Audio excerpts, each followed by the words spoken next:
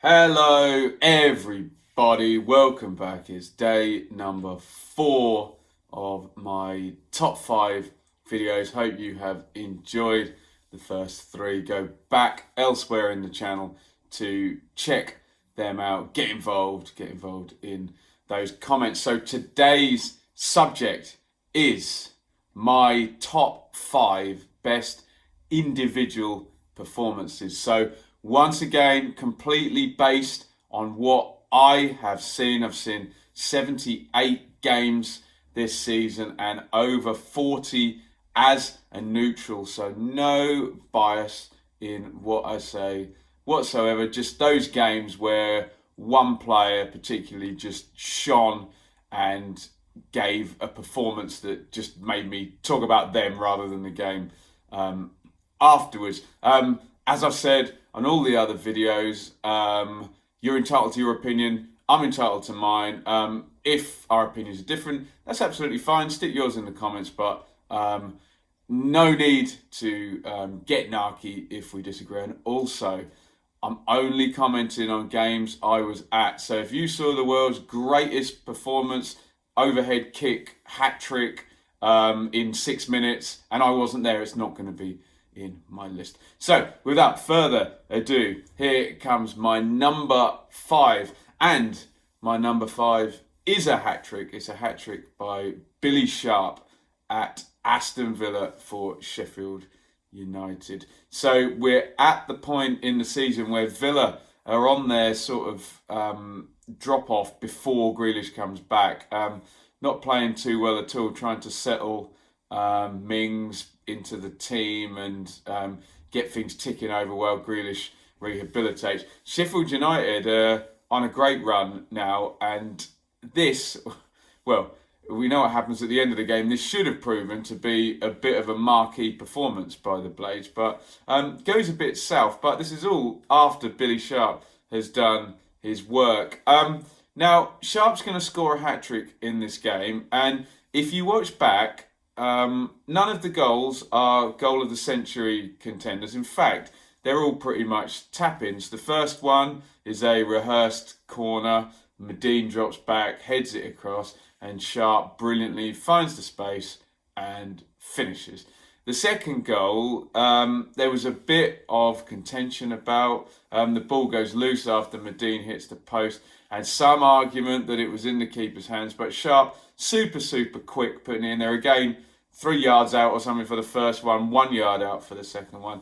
And then just as the game is kicking on, Dowell goes down the wing, Sharp makes his move, little shove in the back on the defender, pulls off and heads in. And I'm sitting there as Sharp puts his third goal in, thinking, Jesus Christ, the ball is just magnetised to this guy in the penalty box. And then you give it a bit more thought and you think, well, that doesn't happen to anybody. In fact, that doesn't happen to most players at all. And I think what I saw in that performance was a veteran striker who's a master of his craft, of finding space and gambling, not getting many chances, but when he gets the chances, they're huge chances because he finds the space and he finishes them. And I just came away thinking there's lots of sides to football. There's the passing, the tackling, the running, the heading. And one thing we find difficult to quantify as fans is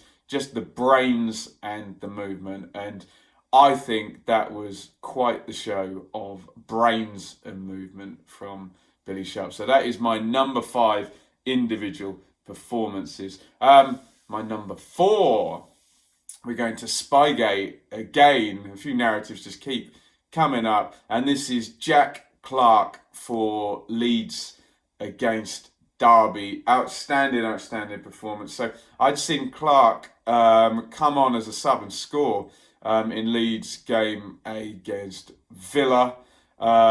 First time I'd seen him, first time I'd heard of him, didn't know anything about him. I knew that Bielsa was using a few of Leeds' young guys, and they all kind of come in and buzz around, and you hope that the cream rises. Well, Clarke scored a great goal in that game, and he starts in this one, and it's just an absolutely brilliant performance. The team performance played into Clark because the whole team were on it, and when you're playing as a winger, you're looking for some balance and some threat from the other side, so you can then do your business and get space. And Clark was provided with the ball nice and early. He sets up both goals. But you know, when you're in a game and the entire stadium and the entire tactics of a team ends up being, look, this guy is just on fire today. If we get him the ball, we're going to get joy literally every time he gets it. He was just absolutely on fire. As I say, it played into the Spygate narrative as well. There was a bit more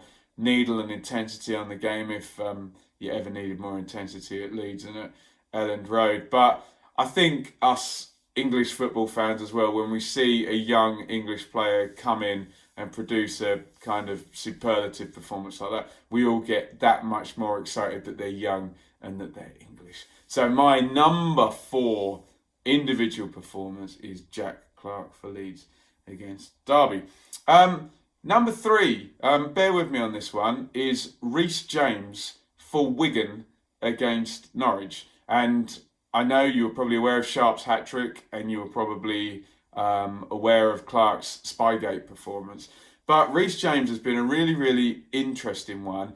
I started to hear bits and bobsies, saw him put that free kick in for Wigan against Leeds and become the youngest scorer of the division.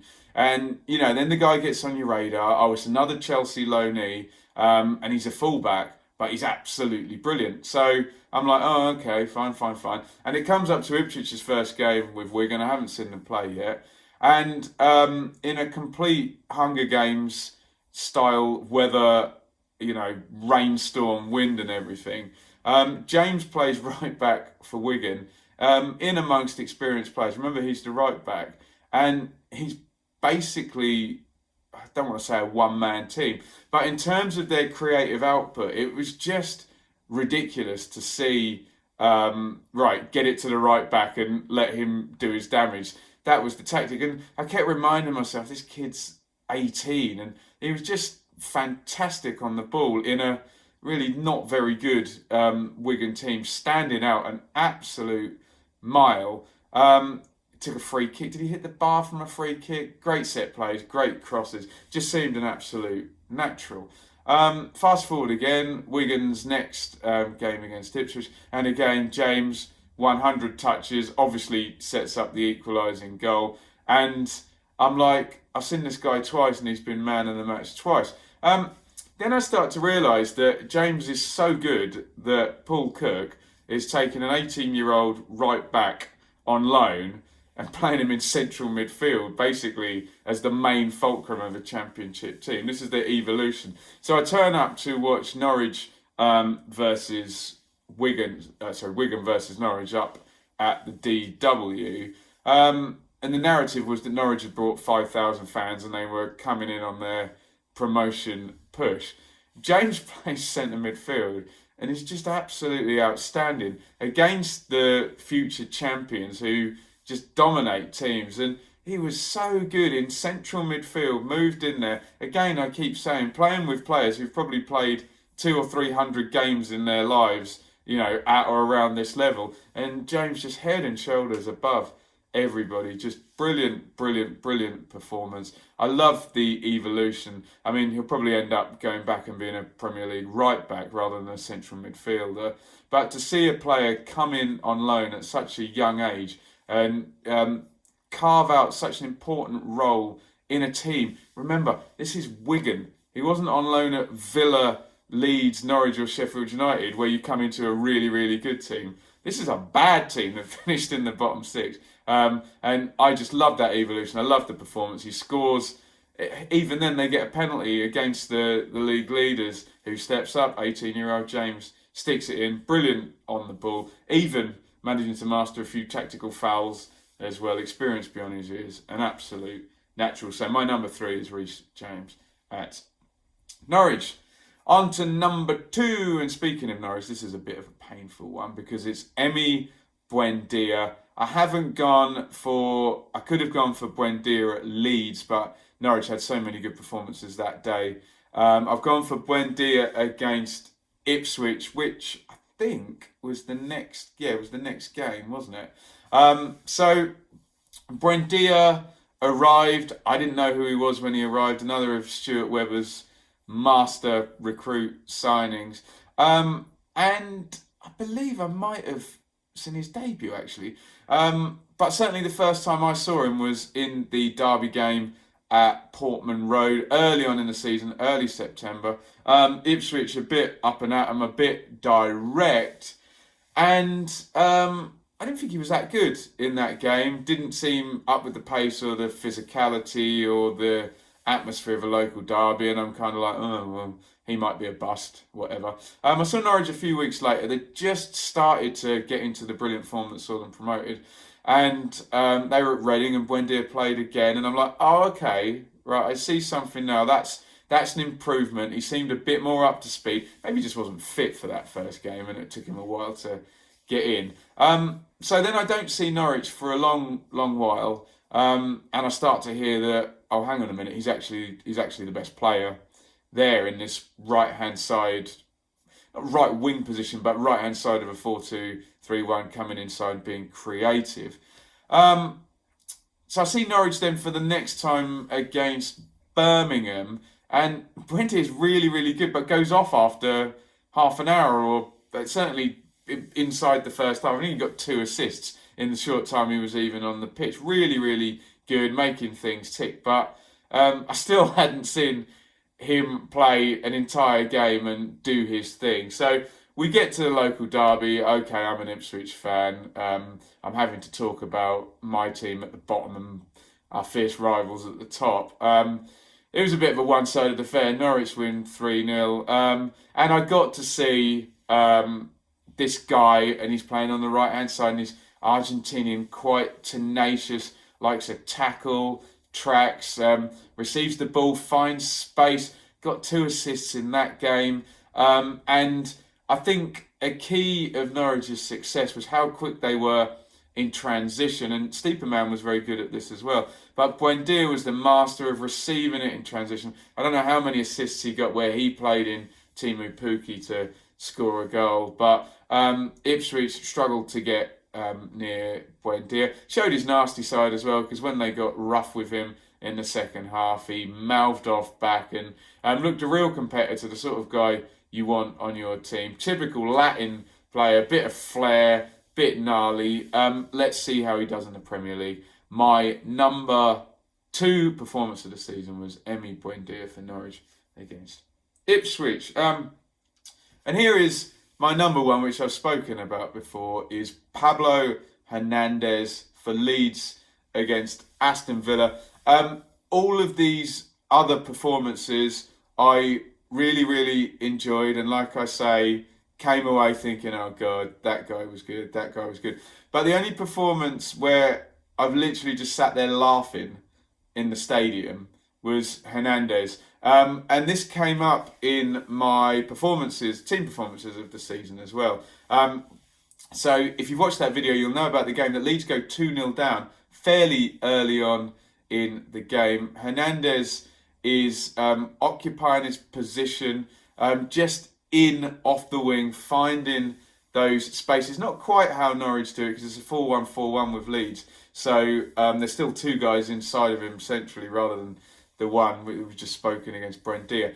And he's a little bit deeper. So in that position, this type of player can be the playmaker and a creative number 10 and adopt wing positions. And Hernandez just did all of this. And from 2-0 down, there's a period leading up to half-time and then in the second half where it was laughable, where if you'd seen a perfect football performance by one player, as in everything he did, not only did he pull off, as in receiving the ball correctly, controlling it perfectly every time, turning, moving away, playing the correct pass, but playing key passes and tricky passes that other players actually couldn't do. Hernandez is one of those players when he gets the old biorhythms going and he gets into the groove where the flamboyance then starts to kick in, and it looks like we saw Pirlo do this towards the end of his career. It looks like he's just taking the piss, frankly. And for about 20-25 minutes in this game, I know he gets 2 assists in here as well. I hate the term unplayable because you can mark anybody with good defending, but it did look like, I heard Kieran Dyer say this about Steve Gerrard once, they just couldn't get near him. Whatever they did, he drifted, he found space, he disrupted his opponents. Obviously Villa were quite open, which played into it, but just a very, very joyful performance. I always say he looked balletic on the ball, and just balance and the shape of his body and what he did was absolutely joyous. And at a point when he's receiving the ball and perfect touch, beat a man, pinging it to switch play or whatever, and I'm just sitting there laughing, thinking this is ridiculous.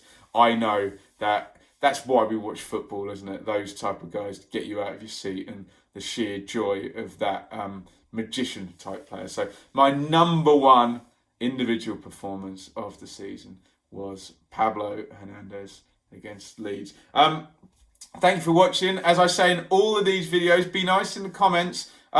This one is going to be a real specific one depending on what people have seen, because it's very difficult to be, when we're talking about individual matches, very difficult to be across so many players. So I'm really interested to hear. I know there's players that have just destroyed teams. Benrahma, Bowen Fahala's destroyed teams on his own. Some stuff from Grealish. You know, I could have had Grealish at Birmingham in there as well, couldn't I? So really interested to see what people come up in the comments. I hate to bang on, but let's be nice. And if you have a different opinion to someone else, that's fine.